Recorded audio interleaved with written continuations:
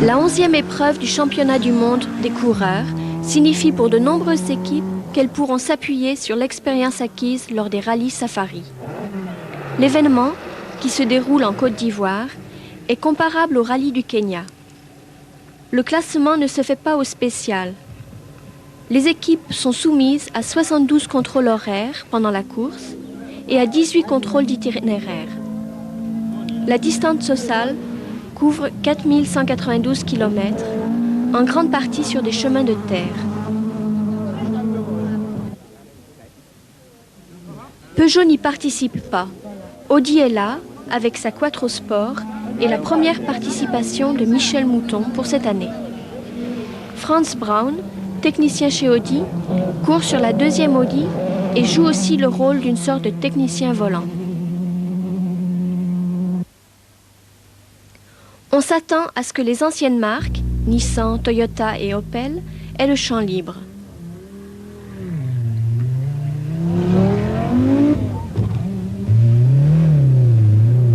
Valdegaard et Kankkunen sur Toyota et les Africains Kirkland et Ambrosino sur Nissan sont officiellement inscrits comme coureurs d'usine.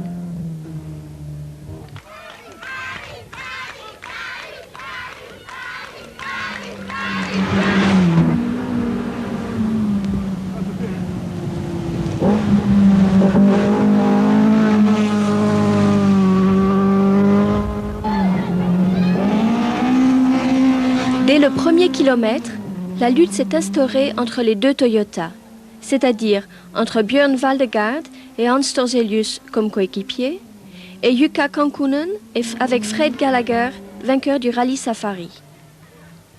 Michel Mouton n'arrive pas à suivre, en partie à cause d'ennuis mécaniques, dès après le départ.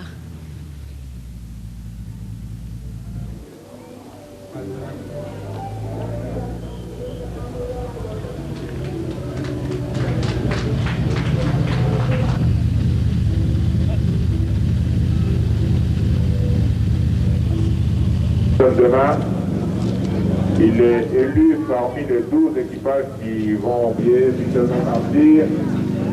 Michel, ça y est. Bonne route Michel, à bientôt. Nous t'attendons demain.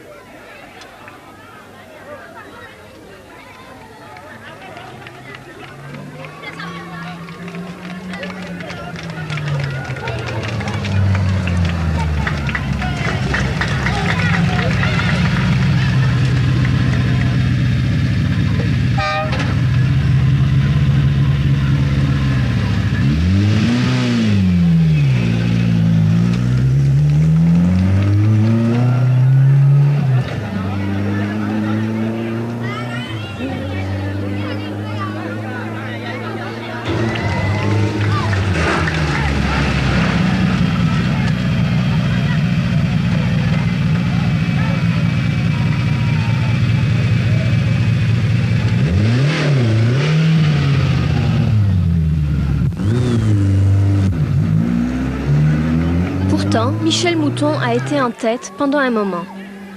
Mais sa pompe à huile s'est cassée, ce qui lui a fait prendre 70 minutes de retard. De mauvaises langues prétendent qu'elle a effectué une substitution avec la voiture de Brown après avoir échangé les portières, le capot et le coffre. Ces bruits se sont amplifiés et il y avait de fortes présomptions.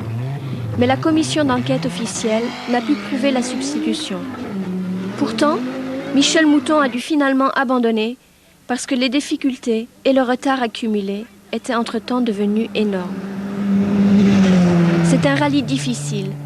Des 50 inscrits au départ, il n'en reste que 12 au départ de la dernière étape. Pendant ce temps-là, Kankkunen et Valdegaard se livrent un combat singulier. Ils ne se cèdent pas un pouce de terrain et à 1500 km de l'arrivée, ils sont exactement ex-aequo.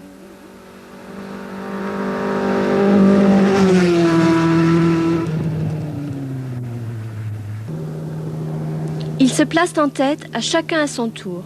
À l'arrivée, les organisateurs ont dû décider qui était le vainqueur. Après plus de 4100 km, le Suédois et le Finlandais ont fini exactement ex-aequo.